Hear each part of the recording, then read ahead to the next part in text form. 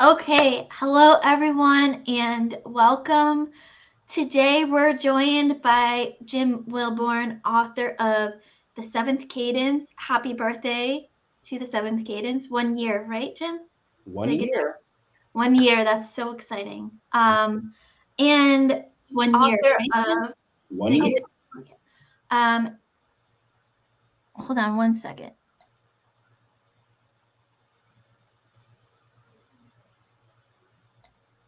I'm hearing an echo. Are you hearing an echo? No, not anymore. It was Okay, echo for a second. that was weird. Okay, well, we were just that excited about Seventh Cadence book birthday. We Yes. had to say it twice. Um, and now he is author of a new novella coming out at the end of the month, The Strangers in the Promised Land. Did I get that right, Jim? Yes. Okay, which is part of the Continua Chronicles series. We're Correct. so excited. But first, we're going to start off talking a spoiler-free chat about the Seventh Cadence for anyone who hasn't yet had the pleasure of reading Jim's book. So this is book 1 in the Continua Chronicles series and has a absolutely amazing cover. Like, how did you all did you have someone design that cover? Did you do it? How did you get that amazing cover, Jim? Yeah, so I did have a cover designer, Billy Christian, from Polar Studios, designed the cover. He does a lot of Magic the Gathering artwork and a lot of artwork like that. And he's just amazing. And I remember finding him on Artist Station. And I thought, well, let me see if I can get him to do the novel's artwork. And I also noticed that he had done another indie author's cover art. So I was like, okay, well, at least he's worked with an author before, so this might not be so weird. And I contacted him. He was very into it, and it went from there. It was pretty easy process. He was very fast. Um, but he's had a lot of practice, so he knew what he was doing. Well, he did a fantastic job. Yeah, I love it. That I loved all of the blue, Hmm. that bright blue on there. Just like my eye is like instantly attracted to bright blues for Hmm. some reason. So as soon as I see like a blue on a cover, I immediately want that book and have to have it. So when I saw your cover and then I heard such great things about your book, I was like, I need this book in my life.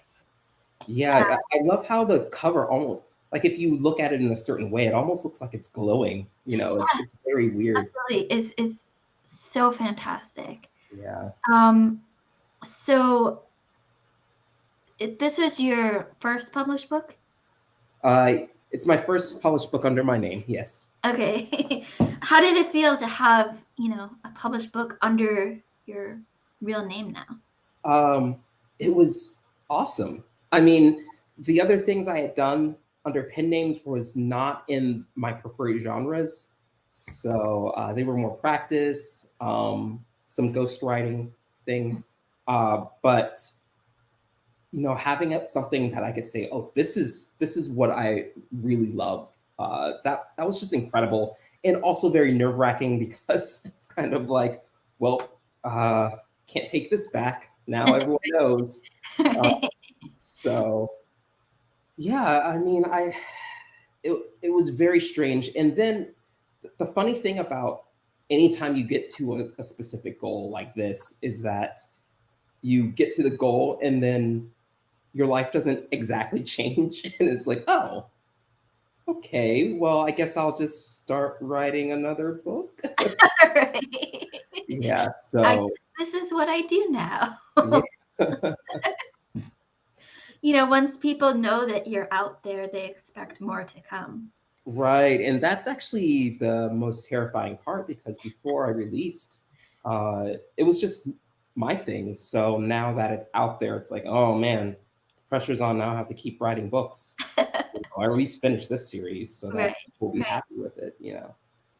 So when you were writing the Seventh Cadence, or imagining the Seventh Cadence? What came first for you?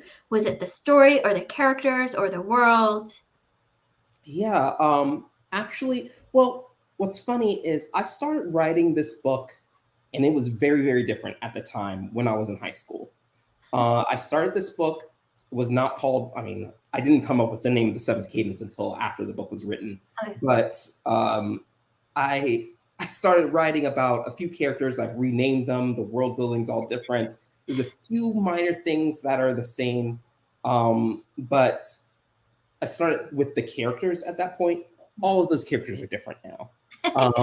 But then when I came back to it a few years back, um, I started writing again, and almost immediately I realized I have no idea what I'm doing. Like I got about a chapter in, and I was like, I'm going to flop this whole book if I don't stop and figure out how to actually write a good book. And I just knew within about a chapter that the whole thing was going to fall apart. Oh no. And so I did stop and I did work on some other things. And in that period is when I started doing like other projects and, and wrote other things. And this kind of simmered in the background the whole time. But I think really when I came back to it after I wrote that first chapter, it was really the world that came first. And my goal is that I wanted to build a world that I could write stories in indefinitely if possible. I probably won't write, 100 stories in this world, but if I so chose to, the world would be big enough to accommodate that. So the world building kind of came first, and then at a certain point, when I had enough pieces built, factions, geography built, I thought, who are the most interesting people in this world? And then I started building from there. Like, what if there was a character who was like this, within this faction and lived in this area? And, what would their story be? And that's kind of, so it went from world to character and then from character to plot. Because the characters kind of informed what the plot would be. Because I thought, oh, this character's like this. You know what? They're like this at the beginning. I kind of want them to be more like this at the end. How do I get them there? And that's where the plot came in. So yeah. So should we talk about giveaway? Yeah. You want to tell us about what you're going to give away today? Yes. We've got 4 people here. Yeah. So I would love to give away some physical books. That'll be great. And you may have read the first book already, or you may not. So I'm going to give you the choice of which book you want to get. If you've already read the first book or you already have it, you might want the next book that's coming back out. Or if you haven't read the first book, I'll send you the first book. So whichever you prefer, just let me know and I will send it to you wherever you may be. I think we've got 3 books to give away. Yes. During this live show. Mm-hmm. So for anyone out there watching, if you're interested in being part of this giveaway, let us know in the comments what you're looking forward to reading the most in book 1 if you haven't read book 1 yet. If you have read the Seventh Cadence, let us know in the comments who your favorite character was. And somehow Jim and I will figure out who our first winner is. Absolutely. We haven't really thought this through much, so bear with us. Yeah, we're just gonna roll with it. We just want to give away books. Yeah, that's really what I want to do. I want people to have books. Exactly. Hi, Andreas. Hi, Chris. I just did a video with Chris not too long ago. Yes, and I will have that video linked in the description for anyone that's watching this back afterwards. Chris's video will be linked down below, which was super fun. And that was the cover reveal, right? Yes, exactly. Yeah, we did a cover reveal. We talked about, the books, the stories, and kind of um, a lot about the background and some of the craft of writing the Seventh Cadence, which was kind of, Right. yeah. So, let's transition now. We'll give people time to kind of chime in. Mhm. But let's transition into spoilers now for Seventh Cadence. Okay. So, for anyone out there who hasn't read the Seventh Cadence yet, stop right now and go read it and then come back and watch this video again. Yeah. But for those that have read it or those that don't care about spoilers, we're happy to have you here. So let's And if talk you haven't read it yet, it's actually 99 cents on Kindle right now. about it. So Or if you have Kindle, I read it on Kindle Unlimited where it was free. yes, So exactly. it's very accessible and it looks big, but it reads really fast. Once you start reading it, you will not want to stop. Like I call it bingeable reading because you just will sit there and read and not want to read anything else or do anything else. Yeah.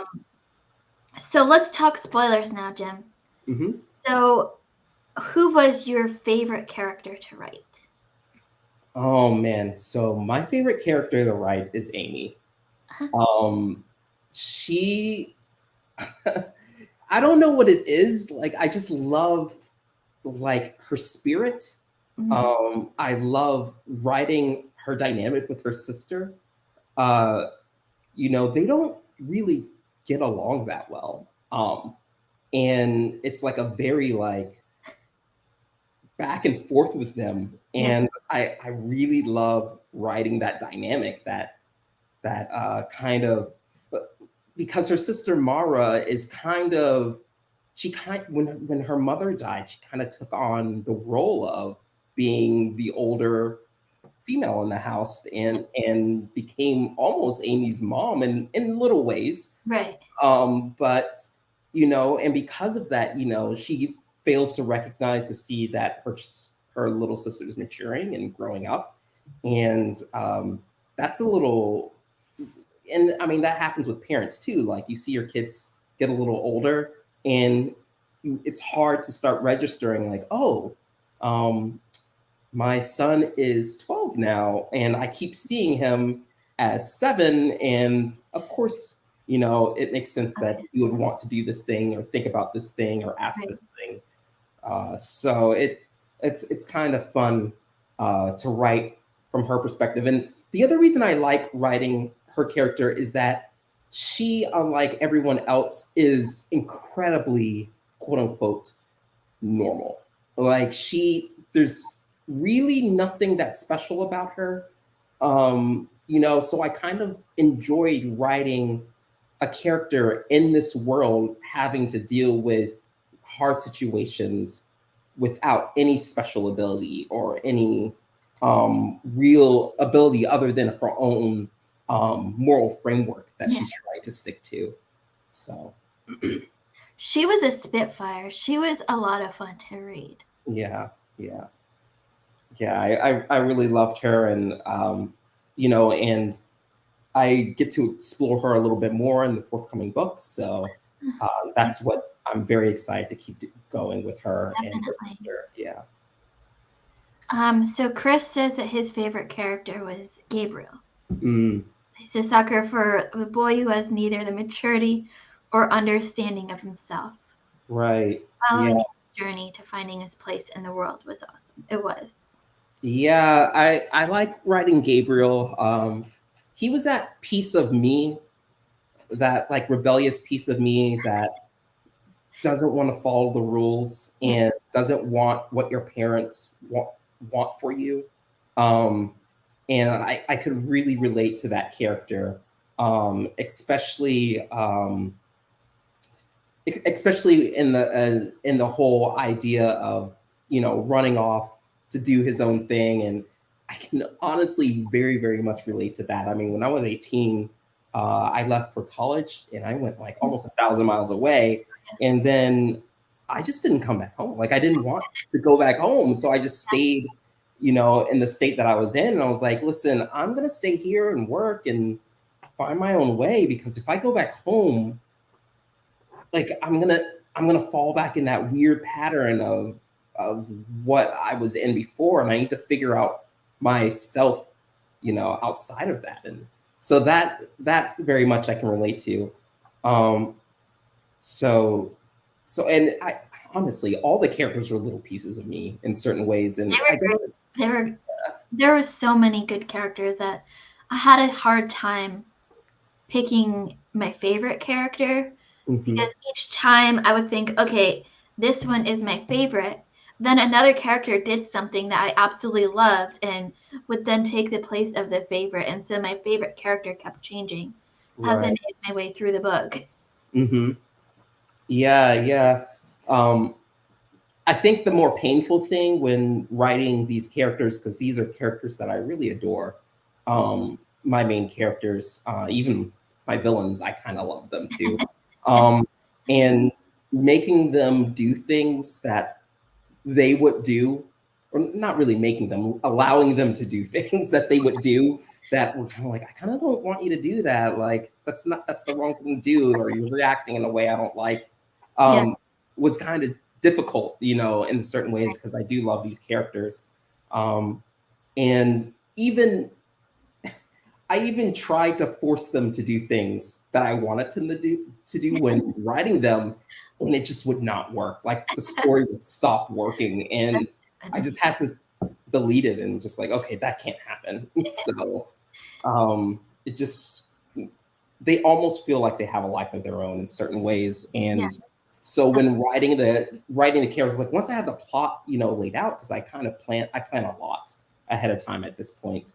And my plotting is based around who I know the character is, so I don't go outside of those bounds. But once I'm in the flow and writing the story, they kind of start taking the wheel, and they don't tend to drive off the cliff, when I said don't go this way, because I've already built the parameters wide enough for them. But the dialogue is all completely, almost completely, in the moment. So they say what they're going to say, and that's always kind of fun to play with. So you have a future fan now in Caitlin. Oh, awesome. Just purchased ebook, so she could be in the running for the new Novella giveaway. Absolutely. Yeah, I will send you one. Yeah, we'll figure out how to do the actual giveaway part, and I'll let you all know maybe in a later video or something, because we didn't plan ahead and figure this all out before we went live. Maybe so we have Caitlin here, we have Andreas. If you guys are interested, Caitlin has us on mute, so let me put up a banner. Yeah. So she can unmute it. So she can hear what we're saying.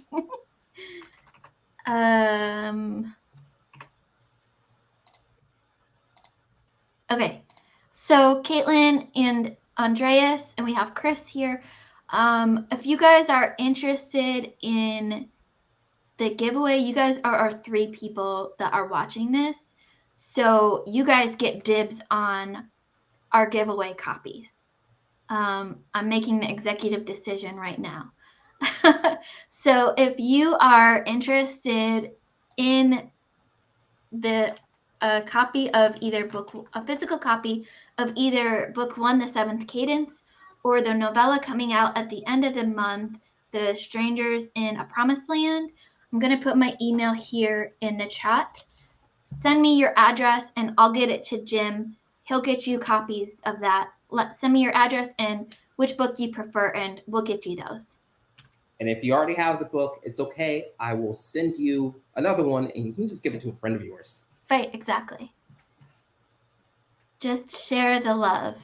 Absolutely. Okay, so we're still talking spoilers for Seventh Cadence. So we've talked about who your favorite character was to write. Who was the hardest character to write? Oh man. It was all of them at certain points, I would say, but maybe the hardest character maybe Novid was the hardest character. Mm. And I think he was the hardest because he was so, how do I put this, almost reserved in a way that he's not a very flashy character. You know, he's kind of reserved and controlled, and that was kind of difficult to write. He was a very internal character, and I was worried that I would get a little too navel gazy with him. And I didn't want him to end up being kind of, whiny, too navel gazy, too, oh, my plight is so awful kind of thing. Right. And that was hard to do, while also having him have these very valid feelings. Yeah, definitely. And again, he's another one of those characters I definitely can relate to, being a person who was also adopted. And it's not the same situation for me because I always knew I was adopted. I don't recall a moment when I didn't know that I was adopted. My mom told me very young. And it was almost like a mark of pride in my family. It's like, oh yeah, I was chosen. I wasn't just, exactly born. They chose me. Yeah. So all the others they didn't have a choice, but they wanted me. Exactly. So so yeah, I could connect to his story a lot. um and his whole struggle with, and really all the characters have a little piece of the whole violence theme, and his piece, how that fits in with Telly's piece and how that fits in with Amy's piece, was all very interesting to write. And I kind of had to make sure they all approached each part of that from a different perspective. Yeah. And so yeah, it was very interesting to explore that. I even wrote a little bit of extra stuff for him that didn't end up in the book because I just need to explore his background a little more, just to understand him a little more. I kind of want to release some of that stuff at some point, just to show like some of this material that I kind of have laying around for him. Yeah. Like I wrote the piece where he first realized he was a seer, what happened, and it was like kind of like a fun little action scene. And it was supposed to be in the book at first, and I cut it because it just didn't work out because I changed a couple things about the narrative, and because I changed something really significant that ended up taking that part out, and it didn't make sense to put it in because I didn't want to use flashbacks in that specific way in this book. Right. But yeah, he was challenging to write because he is technically a very powerful character. Having him have that much power and then figuring out how to not let him use it was very hard to pull off, because it was like, okay, well, we keep hearing about this whole seer thing. Why is he not doing the seer thing? So making sure that felt organic and trying to show like what the hints of his power was without spoiling it. Like, oh, this is what it's going to look like. Yeah, absolutely. I kind of had to slowly introduce it so that it kind of ramped up into what you saw at the end. So yeah. So that kind of leads into my next question, and it's totally okay if you have the same answer, but was there a scene or a moment that you had originally wrote for the Seventh Cadence that didn't make it into the book that you wish was in the book? That I wish was in the book? No, not that I wish that was in the book. Okay. Because I think if any of the stuff I pulled out was in the book, it would make the book worse. Arguably, according to some reviewers, I could have taken out more. But I think I trimmed out the stuff that was unnecessary, in my view, to the story, and I probably wouldn't put any of it back in. I have this other scene that I wrote, and it doesn't exist there anymore because the story kind of took a different turn when in revision, and there's this really cool one-on-one dragon fight with Telly very early in the book. That got completely cut. And I still have that scene. And again, that's another one that I kind of want to show. And I kind of have an idea of how to show that stuff in the future for people subscribed to my mailing list. I kind of want to do this thing where I kind of do something similar to that the Marvel What If series, where I show like, okay, these are the scenes I cut because it went a different way. What if I kind of write a little bit more to them and show what would have happened if it did go this way? That's a great idea. Yeah. Yeah, I would love to do that at some point in the future. So yeah, but other than that, I mean, there's a few other things. There were some other elements that happened in the Tal tribe that got cut. That just does not work anymore because I completely pulled out a whole plot line. There's a variant ending at the end of what happened in the last battle. There's a few things. I think there's 4 or 6 scenes that kind of got pruned back because of everything that changed. Yeah, I mean, that would be fun for your subscribers, or maybe like a collection of short stories coming out in between some of your later books. So how long do you imagine the Continua Chronicles becoming? How many books? My plan is for there to be 5 core books. And of course, I have the next book that's coming out is an in-between book. So it's a 1.5. I don't know how many of these smaller stories I will have. I will have another one coming. I know for sure. Another smaller story coming for sure. Before book 2 comes out. You heard it here first, I guess. But so that is something I'm doing. I'm not sure how many smaller stories I will do over the course of writing the entire series. I don't know if I will do anything after the 5th book. However, I do have a plan for something that's also very interesting. And I can't say too much about it because if I change my mind, I don't want to get in trouble. But I do want to write a few shorter novels that occur concurrently with the main series. So like a companion set? Right. Just in a different place in the world. Okay. And what I'm planning for it so far is very interesting. And it's mainly because I had started writing it a long time ago. I wrote about 6 chapters of it.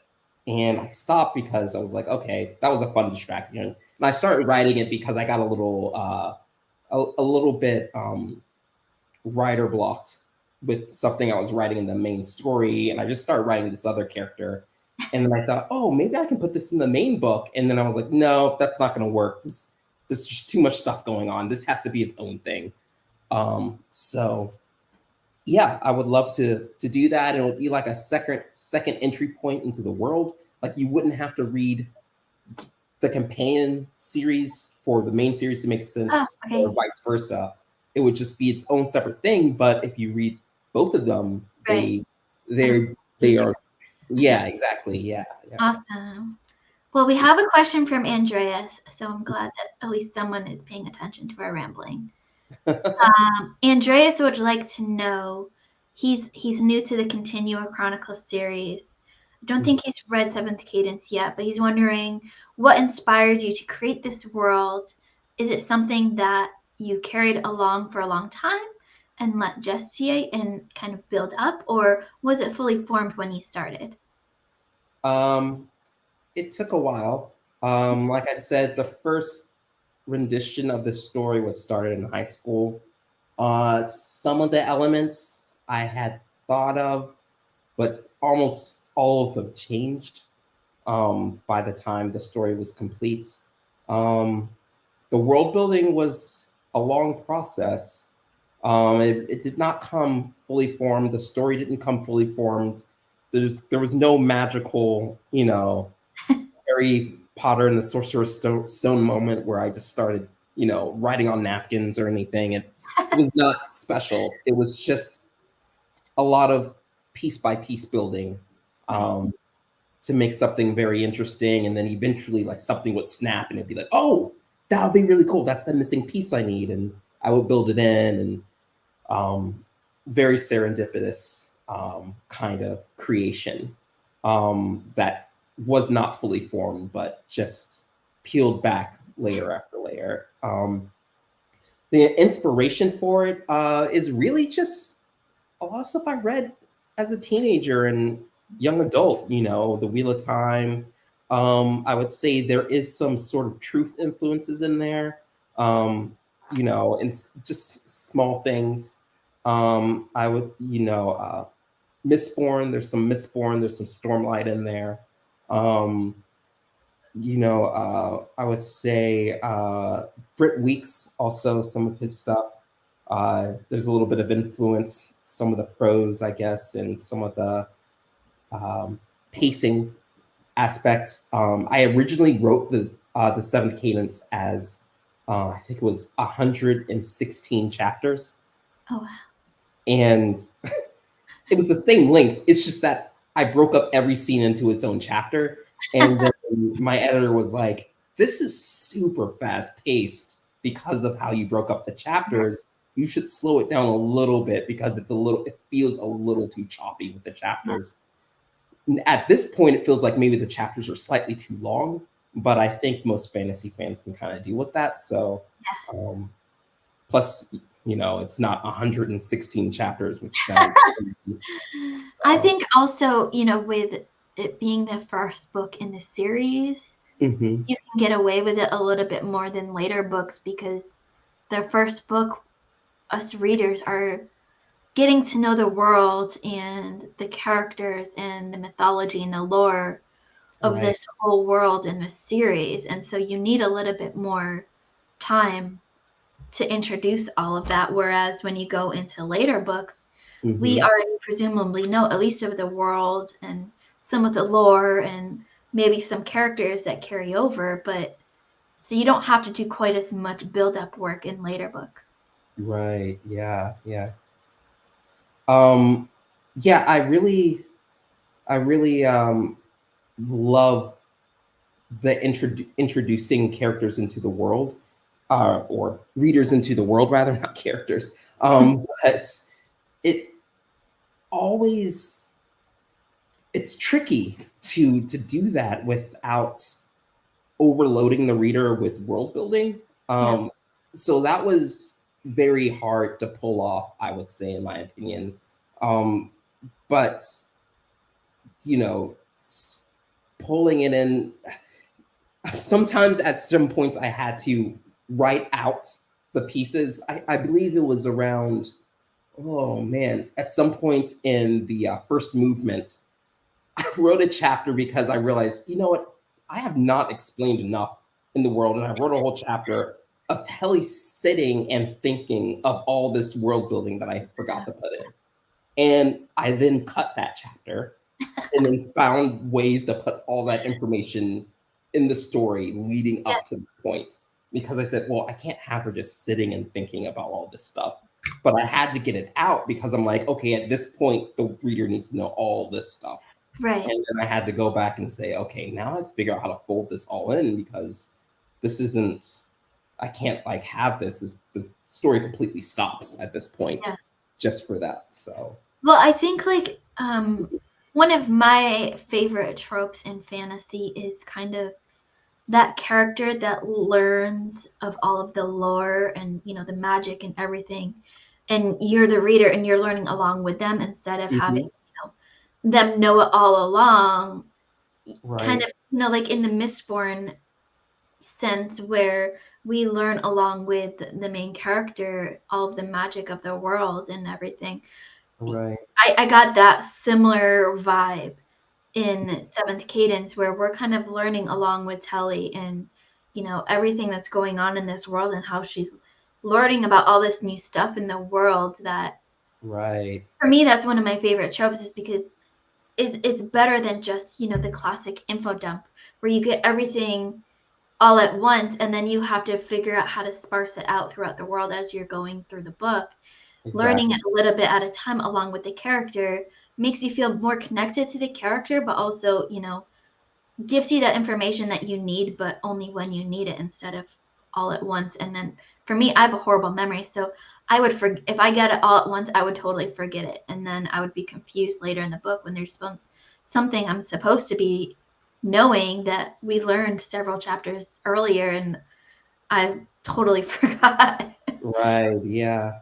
So Telly became that character in my story in a way that was incredibly intentional. Mhm. Um, so she was raised in a place that kept her away from everything, so that when she did encounter things, it wasn't that. I mean, she knew what trees were. She knew what a town is. She knew that there was a world outside of where she lived, and some things about it. Um, but because it was all new, it gave her the excuse to think about it, to ask questions about things that she wasn't aware of. Um, but because she isn't a stupid character, I had to be careful not to make it so that it felt like she just could not catch on to things. So I also had to assume the reader was smart and would catch on to things very quickly. Yeah. Um, but on the other hand, she knows a lot of things that other characters don't know or understand. And that wasn't as hard to pull off as it would be in other stories, because really the way the magic system is based has a lot to do with what we all get taught in school, how science works, how math works, how chemistry works. So for the average adult reader, they will know some of these basics that is hinted to in Telly's story, so I don't have to explain all that stuff. Right. So it gives her a area of competence that you can understand, but because it's in a different world and time, you can understand why other characters wouldn't understand it. Yeah, absolutely. Hmm. So talking about Strangers in the Promised Land, Hmm. which comes out the 24th, am I right? Hmm. Okay, so what should readers know going into this novella? Um, it is in some ways an extended epilogue to the first book. Okay. Um, and it follows two of the characters from the first book. Um, I hesitate to say who they are just in case you haven't read the first book. But uh, it's basically them finding themselves entangled with some new characters from the opposing faction of the world, the Desert Dominion. And I tried to play with some dramatic irony where I allow the reader to know everything that's going on between all of them. And our heroes and the bad guys, we know what's going on with both of them because we see both of their perspectives, but they don't know who the other person is. And that is kind of where the fun and tension comes from in that book for me, is the reader knowing more than the characters do, or any one more than any one character knows. And I, in a lot of novels and a lot of stories, not all of them, but it's more of a mystery and suspense base, and dramatic irony kind of flips that around and gives the reader more information than the characters. So Yeah, absolutely. yeah, So as an extended epilogue, do readers need to read Seventh Cadence I would in s- order to understand Strangers in the Promised Land? I would say so. Yes, I would not read it without. I mean, it may make sense without it, but I don't think it makes a whole lot of sense without some of the Okay, context of the Seventh Cadence. I did not take the time to re-explain every little thing. right. So if you don't read the Seventh Cadence, you may not understand exactly why, why don't they like the Desert and Dominion? Like, I don't understand this whole thing with the Creed. I don't understand, like, I don't re-explain that stuff because it's meant really for people who have already read the book. Yeah, absolutely. Okay. So what are you looking forward most to readers coming across in this second book? If you can talk in spoiler-free terms.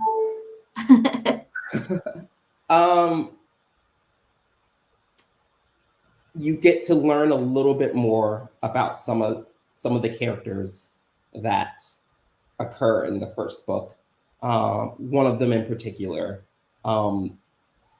gets their own POV, and you don't get that in the first book.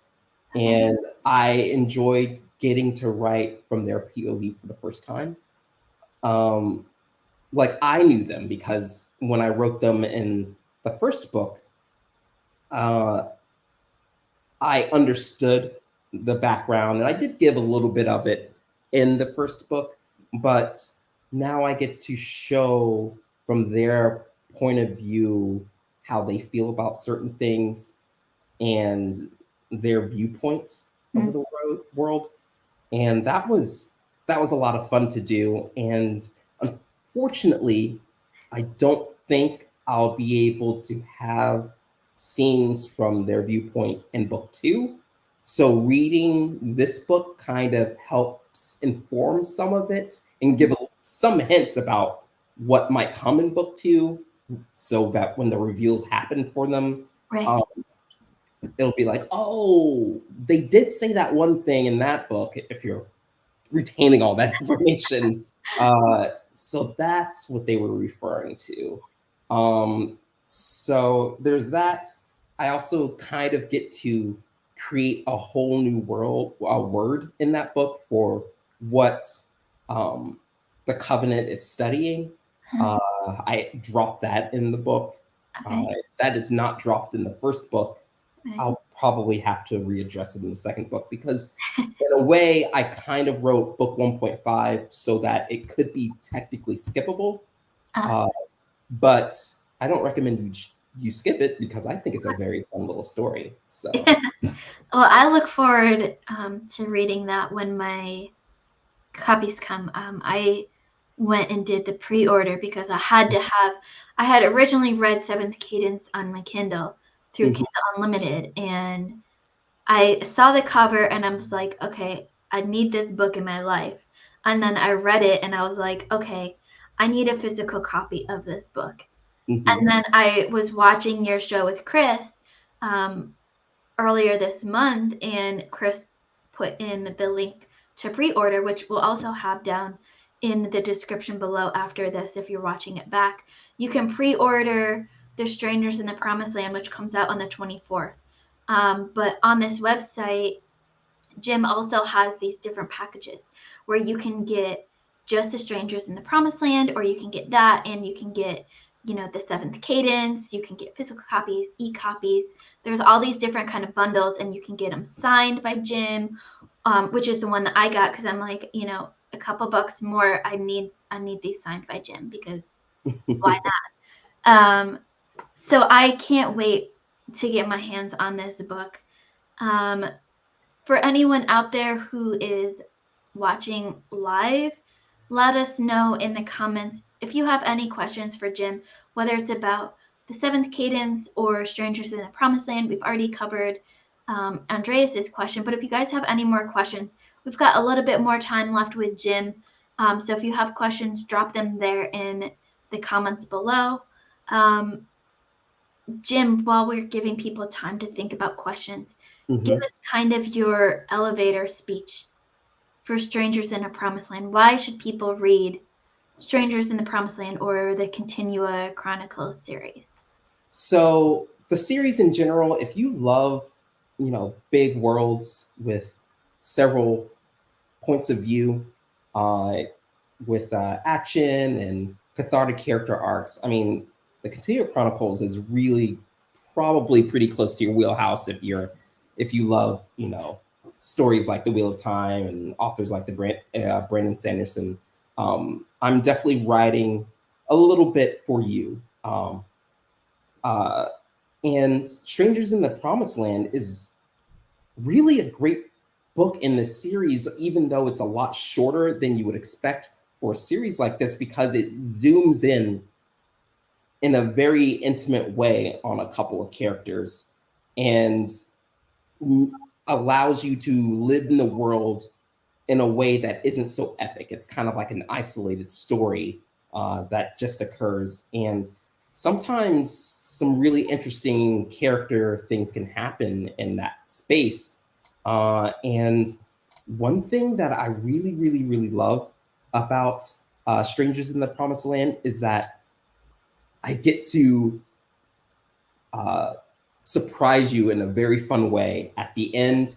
My beta readers, I don't think any of my beta readers called what I was doing at the end with the character's plan to win the day, as it were. And I got to do that while give you as much information about it as possible, but withholding like this much information. Because I gave the reader so much information that the characters don't have, but one character does withhold a little information from you, and it changes everything with the story, because you're tuned to think, oh, like I have all the information. There's something you don't have, Right. And it's right there in front of you, in a mystery novel kind of way. I didn't hide anything from you technically. It's all there. Hiding in read it again, you'll see all the pieces. So yeah. So I had a lot of fun with that, and so it's a great companion to the first book, and I think reading them back to back is actually perfect. So. Okay. So if there's no other questions, we'll say once again, for our 3 people that have stuck with us through this whole show, if you guys are interested in a free giveaway copy of either Seventh Cadence or the Strangers in Promised Land, send me your address and your preference to this email here. Then I will get it over to Jim and he'll get that out to you all. Thank you guys so much for joining us. If we have no one that wants, oh, we've got a question. Okay. There we go. We didn't wait long enough. So Jim, when you write a novella, it's really different from writing a novel, obviously. Did the switch from writing a longer to writing a shorter work come with its own challenges, or was it pretty simple? In a way, yes. I naturally write longer. So I did have to teach myself how to write shorter in a way. But because while writing the Seventh Cadence, I did write a series of paranormal superhero novellas that occur in Boston that I then trunked. There were like 5 of them, and they were about the length of this novella. Okay. So in a way, I did teach myself how to write that length with that series of novellas. I don't know if anybody will ever see those novellas. I kind of jumped in, and maybe one day I will bring them back out and tweak them and rewrite them into a different form factor, maybe like a trilogy or something. But you know, that was very helpful. I think the hardest part about writing that novella wasn't the length of it, but rather the fact that I wanted the reader to not have to read it in order to understand book 1 and book 2. You can read it or choose not to read it technically, and the whole series would still make sense. Yeah. So, and because of the way I like to tell stories, I like writing stories where the characters grow and change. So I thought, I can't significantly make these characters grow if it's if you can skip the story, like Right. how could I possibly do that? Yeah. So instead, I had a character who was only in the story in the world briefly, that Mhm. we get to see be the growing character, and the characters that continue on are characters who don't change so much at all. You learn a little bit more about them, but nothing that um, is necessary information for the next book, or information I can't easily retread. And the adventure that occurs isn't so pivotal to the story that if you skipped it, it would be weird because they'd have to keep referring to this thing that happened to them. Right. You don't know what it is, and maybe I might refer to it briefly, but in an Easter eggy way, like, oh yeah, kind of like when that thing happened, and you would have to go look for that story to find out, but I wouldn't draw too much attention to it. Yeah. Well, I think you've sold Andreas on it. He sounds very excited to read it now.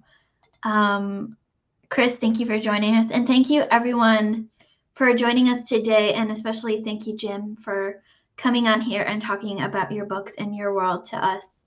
Like I said, I cannot wait for the Strangers in a Promised Land that comes out on the 24th of this month in October. So everyone needs to go out and read the Seventh Cadence first if you haven't read that. Then go and read Strangers in a Promised Land, and we look forward to many more books in the Continua Chronicles series. So thank you all for joining us today, and I hope you guys have a fantastic weekend. Bye. Bye.